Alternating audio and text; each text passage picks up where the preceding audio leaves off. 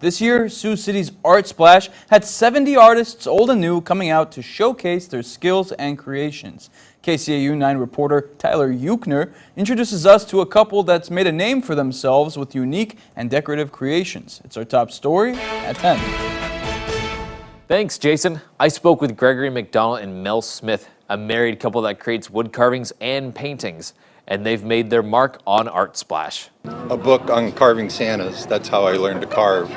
And I started doing some shows like this part-time, and they started selling for me right away, so I figured why mess with it. Greg McDonald has 35 years of experience carving cottonwood bark into unique things.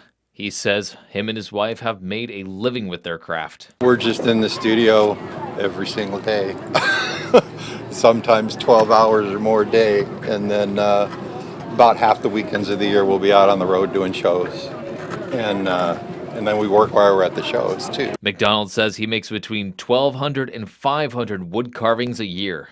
However, none of this would be possible without his wife, Mel Smith. While Gregory carves, Mel is right by his side painting. I usually have 5 to 10 going at one time. So I do the basic painting, faces, beards, or Jacqueline faces, and then I go for the detail.